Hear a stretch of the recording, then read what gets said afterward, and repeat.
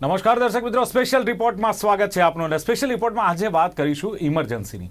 તો ભાઈ ઇમરજન્સી તો ઘણા પ્રકારની હોય. કઈ ઇમરજન્સીની વાત છે તો ચોક્કસ કહી દઉં કે આપણા જીવનમાં એક મહત્વની ઇમરજન્સી આવતી હોય છે અને આ ઇમરજન્સી છે મેડિકલ ઇમરજન્સી. યસ, તમે જુઓ કે ઘણીવાર એવી ઘટના બનતી હોય છે આપણા ફેમિલીમાં, આપણી ઓફિસમાં, આપણા ઘરની આસપાસ, પડોશમાં, સોસાયટીમાં, કે જેમાં કોઈ વ્યક્તિને અચાનક કંઈક થઈ જાય છે. પછી કંઈક છાતીમાં દુખાવો હોય કે પછી કોઈ બીજા ચક્કર આવતા હોય કે બેભાન થઈને વ્યક્તિ ઢળી પડતું હોય, અથવા તો ક્યાંક અચાનક તમે નીકળો છો ને અકસ્માત એવો થયો અને પછી એવું છે કે આ મેડિકલ ઇમરજન્સી છે, આમને તાત્કાલિક હોસ્પિટલમાં લઈ જાઓ. હોસ્પિટલમાં લઈ જવાની વાત આવે એટલે બે શબ્દો કંઈક ધ્યાનમાં આવતા હોય છે કે ભાઈ મેડિકલ ઇમરજન્સી છે, ટ્રોમા સેન્ટરમાં લઈ ગયા છે. આ બધું જ સાંભળીને આપણે ક્યાંક કન્ફ્યુઝ થઈએ છીએ, યાર મેડિકલ ઇમરજન્સી શું છે, આ ટ્રોમા સેન્ટર શું છે. કદાચ જો થોડું ઘણું પણ નોલેજ આપણી પાસે હોય તો હું માનું છું ત્યાં સુધી આપણે જો આ જાણતા હોઈએ તો કોઈની જિંદગી પણ આપણે બચાવી શકીએ છીએ. એના માટે એક પ્રાઇમરી નોલેજની જરૂર છે અને એ જ નોલેજ શેર કરવા માટે ખાસ સ્પેશિયલ રિપોર્ટમાં આજે એક એવા ડૉક્ટરને આમંત્રિત કર્યા છે કે જે આપણી સાથે મેડિકલ ઇમરજન્સીની તમામ પ્રકારની આપણે તેમની સાથે ચર્ચા કરીશું, જાણીશું. અને ડૉક્ટર છે જે ટ્રોમા સર્જન છે પોતે અને ઇમરજન્સી ડિપાર્ટમેન્ટ અપોલો હોસ્પિટલ છે એના હેડ છે એવા ડૉક્ટર સંજય શાહ ઉપસ્થિત છે. ડૉક્ટર સંજય, સ્વાગત છે આપનું આ કાર્યક્રમમાં. નમસ્તે દિલીપભાઈ. ડૉક્ટર સંજય, મેં કહ્યું તેમ કે ઘણીવાર ઘણી બધી ઘટનાઓ બનતી હોય છે અને લોકોને એમ હોય, મને એમ છે કે હું આ વ્યક્તિને મદદ કરું પણ મને ખબર નથી કે મારે શું કરવાનું. વ્યક્તિ ઢળી પડી છે કે વ્યક્તિને કોઈ પ્રોબ્લેમ થયો છે, પછી કોઈ જાણકાર વ્યક્તિ એમ કહે છે કે ભાઈ મેડિકલ ઇમરજન્સી છે, અમને તાત્કાલિક હોસ્પિટલ લઈ જાઓ. પહેલાં તો સવાલ મારો એ છે કે વોટ ઇઝ મેડિકલ ઇમરજન્સી? આ મેડિકલ ઇમરજન્સી કોને કહેવાય, શું છે? સૌથી પહેલાં તો હું દર્શકગણને કહેવા માંગીશ કે કોઈ પણ પ્રકારની ઇમરજન્સી જે ક્રિએટ થાય છે એમાં સૌથી પહેલાં આપણે એ નક્કી કરવાનું છે કે દર્દીને કે વિક્ટીમને શું તકલીફ થાય છે. હવે એ સામાન્ય તકલીફ પણ હોઈ શકે અને કોઈવાર એ લક્ષણ જે અત્યારે સામાન્ય દેખાય છે એ અંડરલાઇંગ કોઈ સિગ્નિફિકન્ટ મેડિકલ ઇમરજન્સીઝના શરૂઆતના લક્ષણ પણ હોઈ શકે છે. જેમ કે છાતીમાં દુખાવો થવો, પરસેવો આવવો, બ્લેકઆઉટ થવું કે જેને અમે સિન્કોપ કહીએ છીએ, એટલે એકદમ ચક્કર કે તમરાઈને આપણે બેહોશ જેવા થઈએ પણ પછી પાછા હોશમાં આવી જઈએ.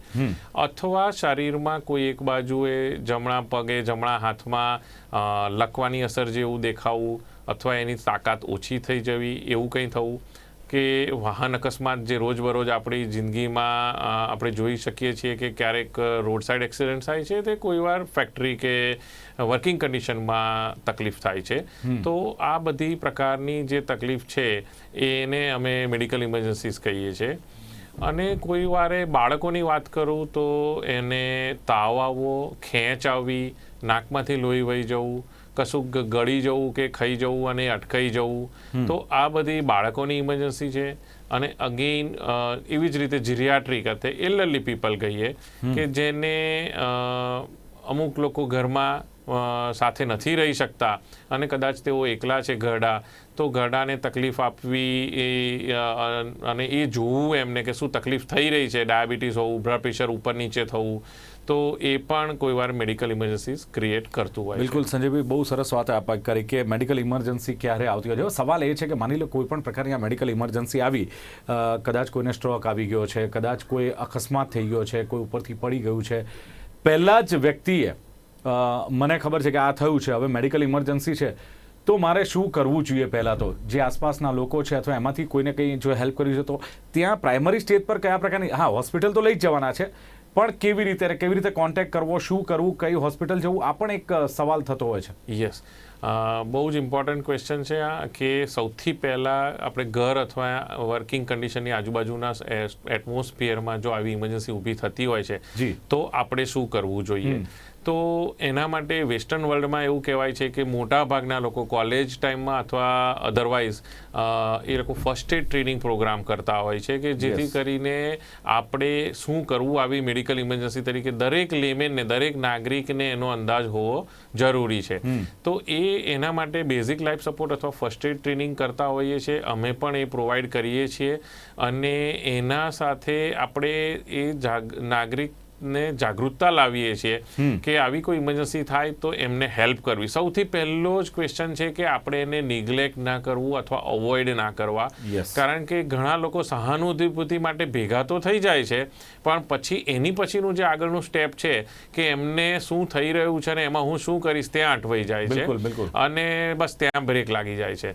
તો અહીંયા આપણે એવું કરવું જોઈએ કે જેથી કરીને પોતાને ખબર પડે કે મને એમને પૂછીએ શું તકલીફ થઈ રહી છે, બેહોશ થઈ રહ્યા છે, એમને છાતીમાં દુખાવો થઈ રહ્યો છે, તો એમને સુપાઇન પોઝિશન એટલે સુવડાવી દેવા જોઈએ અને એમને રિલેક્સ કરી અને એમને પૂછવાનું અસેસ ધ રિસ્પોન્સ, મતલબ એ હોશમાં છે કે બેહોશ છે. જો હોશમાં છે તો એ એટલી પણ ઇમરજન્સી નથી અને એમને હોસ્પિટલમાં ખસેડવા માટેનો સમય છે.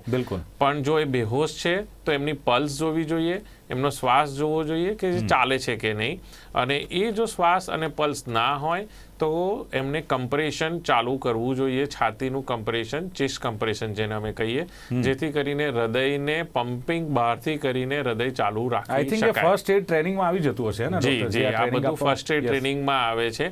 અને એટલે અમે બધાને એવો અનુરોધ કરીએ છીએ કે જે લોકો કોલેજમાં છે, જે લોકો વર્કિંગ કન્ડિશનમાં એવા એટમોસ્ફિયરમાં છે કે ત્યાં આજુબાજુ આવી થવાની શક્યતા વધારે છે, એ લોકોએ આને પાર્ટ ઓફ ધેર એક્ટિવિટીઝ તરીકે એક લેવું જોઈએ, વિચ ઇઝ હાર્ડલી મતલબ 2 કલાકથી વધારાનો સમય નથી એને ટ્રેનિંગ લેવામાં.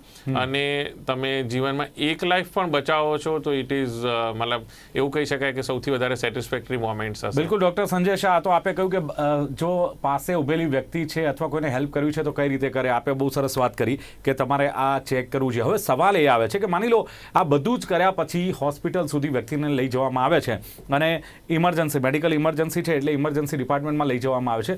તો હવે જે તમારું કામ છે, જે તમારાથી શરૂઆત થતી હોય છે, કારણ કે તમે ઇમરજન્સી ડિપાર્ટમેન્ટના હેડ છો એટલે મારે ખાસ પૂછવું છે, કયા પ્રકારની તાત્કાલિક સારવાર મળતી હોય છે અને તમારી કયા પ્રકારની તૈયારીઓ ત્યાં હોય છે કે જેથી તમને તો ખબર જ નથી કે આ વ્યક્તિને સ્ટ્રોક આવ્યો છે કે અકસ્માત થયો છે કે બેભાન થઈ ગયા છે કે બ્લડ પ્રેશર હાઈ છે કે લો છે કે કયા પ્રકારનો સ્ટ્રોક છે, હાર્ટ છે કે મગજનો.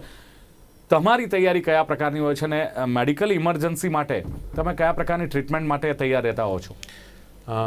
જે તમે પૂછ્યું કે ઇમરજન્સી ડિપાર્ટમેન્ટ એ કઈ રીતે કાર્યરત હોય છે, બેઝિકલી ઇમરજન્સી ડિપાર્ટમેન્ટ એ હોસ્પિટલનું એક અવિભાજ્ય અંગ છે કે જેના વગર હોસ્પિટલને સઘન સારવાર આપવા માટે સૌથી પહેલું ફર્સ્ટ સ્ટેપ કહી શકાય કે જ્યાં 24/7 at any point of time, odd hours હોય, રાતના 2 વાગ્યા હોય કે સવારના વર્કિંગ કન્ડિશનમાં કોઈ આવ્યું હોય, તો એને દર્દીને પ્રાધાન્ય આપીને એને અમે પ્રાયોરિટાઇઝ કરીએ છીએ. એના લક્ષણો જોઈને within couple of minutes doctor અને નર્સ ઇમરજન્સી ડિપાર્ટમેન્ટના એને એસેસ કરે છે, એના લક્ષણો જોવે છે અને એને એક્ઝામિન કરીને એને પ્રાયોરિટાઇઝ કરવામાં આવે છે.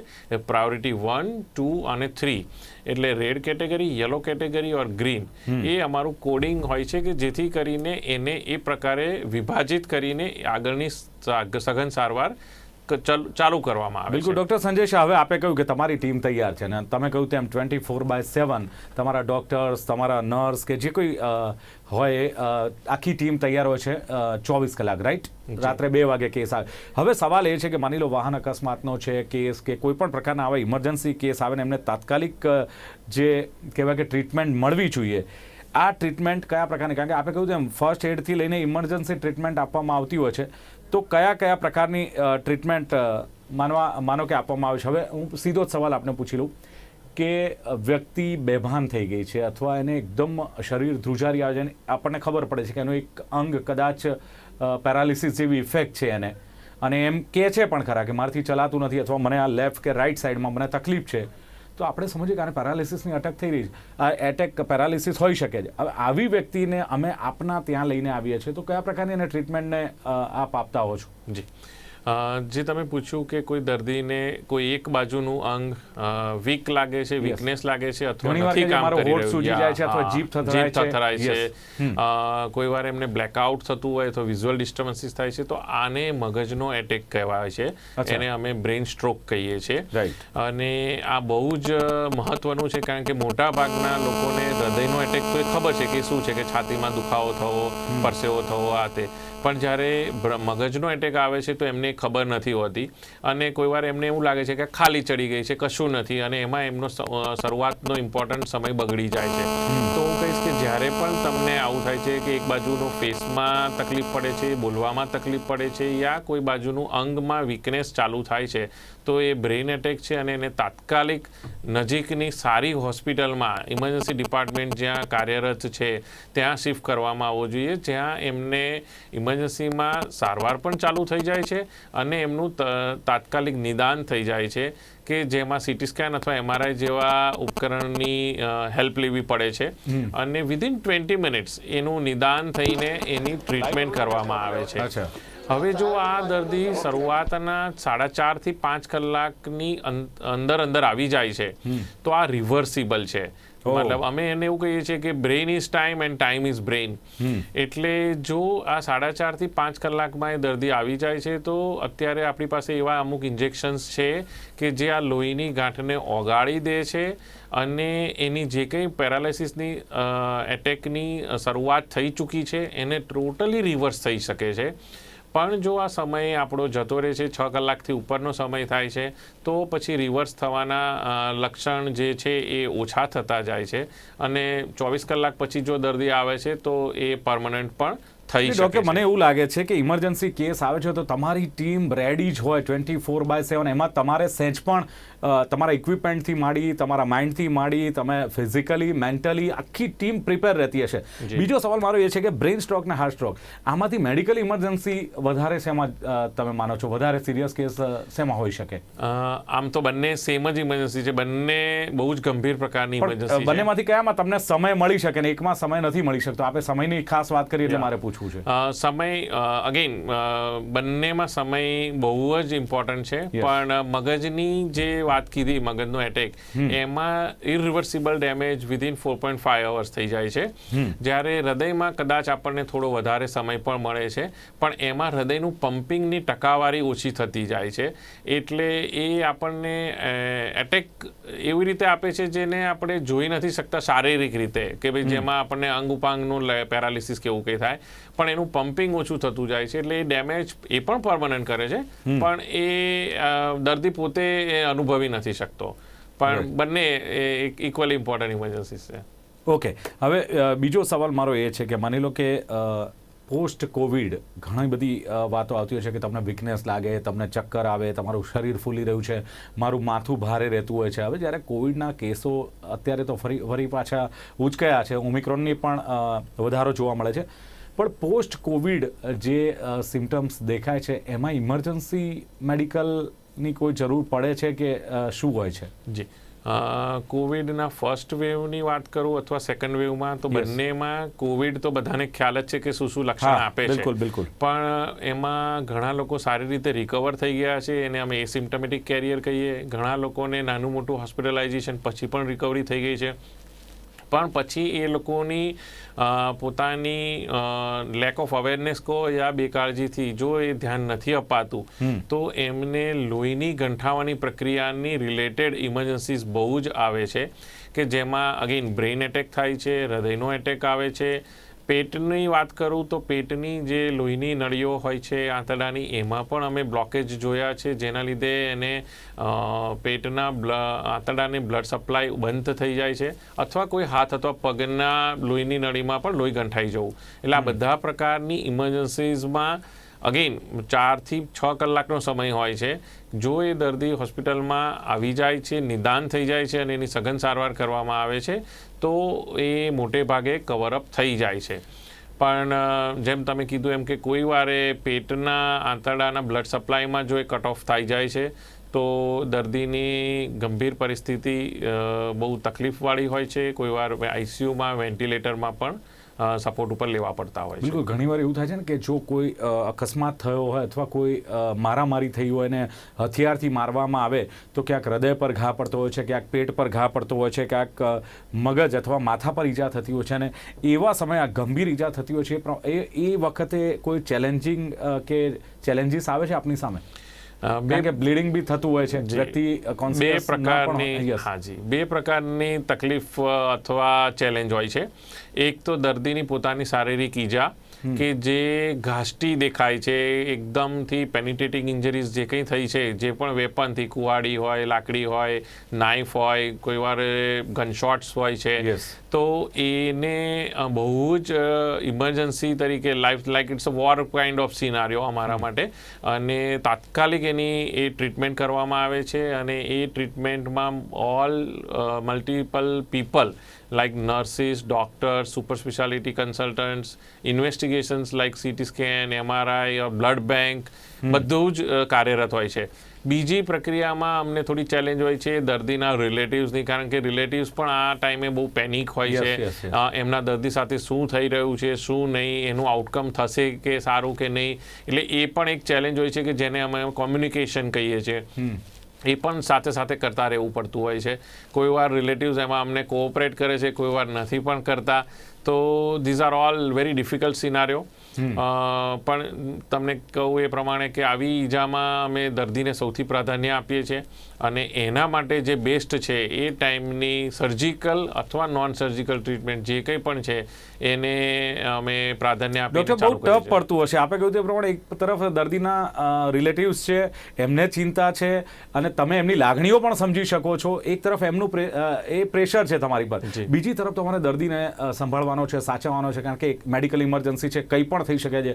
આ ટાઈમે માઇન્ડ બેલેન્સ રાખવું કેટલું અઘરું છે? યસ, બહુ જ અઘરું છે. અને એ શરૂઆતની ટ્રેનિંગમાં જ્યારે ઇમરજન્સી ડિપાર્ટમેન્ટમાં ટ્રેની તરીકે ડૉક્ટર્સ હોય છે, ત્યારથી એ લોકો ધીરે ધીરે એના માટે ટ્રેન થતા જાય છે.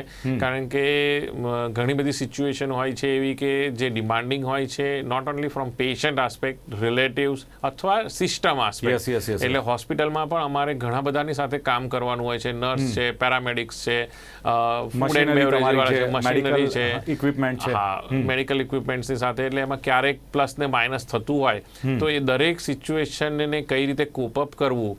અને અગેન તમે કીધું એ પ્રમાણે રાત્રે પણ કામ કરવાનું છે, દિવસે પણ કામ કરવાનું છે.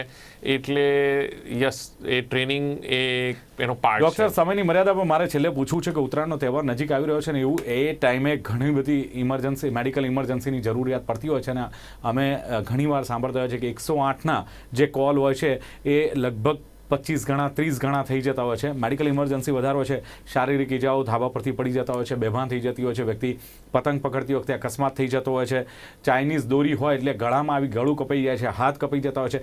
આ વખતે કયા પ્રકારની સિચ્યુએશન, હાઈ વોલ્ટેજ જે કેબલ હોય ને એને ટચ થઈ ગઈ દોરી તો પણ વ્યક્તિને કરંટ લાગતો હોય છે. આને લઈને કયા પ્રકારની સાવચેતી રાખવી જોઈએ, અને ખાસ કયા પ્રકારની મેડિકલ ઇમરજન્સી હોય છે શોર્ટમાં?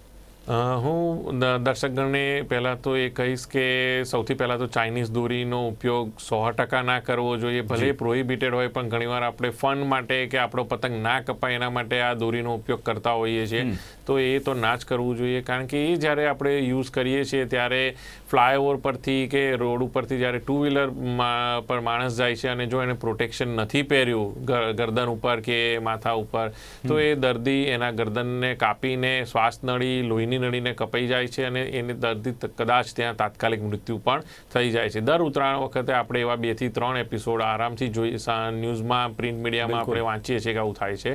સેકન્ડ, પતંગને પ્રાધાન્ય ના આપો. એટલે અગેન પતંગ કપાઈ ગયો તો પકડવા ના જાઓ, એને જવા દો, એ આવશે જ નહીં છે. એટલે પતંગને પકડવામાં આવનારા જનારા ટ્રાફિકની સાથે અડફેટે આવી જઈને જે તકલીફ પડે છે એ વેહિક્યુલર એક્સિડન્ટ પ્રિવેન્ટ કરી શકાય છે, અથવા ધાબા પરથી ના પડી જઈએ. તો બાળકોને ખાસ કરીને એકલા ના મૂકો, સુપરવાઇઝ રાખો, જેથી કરીને એ લોકો પડી ના જાય. અને લાસ્ટલી હું એવો પણ અનુરોધ કરીશ કે આ જ દોરી માણસનો તો જીવ લે જ છે, સાથે સાથે કોઈ વારે પક્ષીઓનો પણ જીવ લે છે. એટલે દરેક ઉત્તરાયણમાં લગભગ 4 થી 5 હજાર એવા એપિસોડ થાય છે કે જેમાં પક્ષીઓને પણ ઈજા થાય છે. તો એમનું પણ આપણે ધ્યાન રાખવું જોઈએ. એ આપણો હ્યુમન એપ્રોચ છે. એટલે અને લાસ્ટ એક કે બહુ જ કાચવાળી દોરી હોય કે ચાઇનીઝ દોરી, જો એ હાઈ વોલ્ટેજ વાયર પરને પતંગ ફસાય છે અને એને પકડવા કે ખેંચવામાં કરો છો તો એને ઇલેક્ટ્રિક શોક લાગે છે. તો એવું ટાઈમમાં તમને લાગે છે કે આ પતંગ ત્યાં ફસાયેલો છે, તો એ દોરીથી ખેંચવા કરવાની કોશિશ ના કરવી.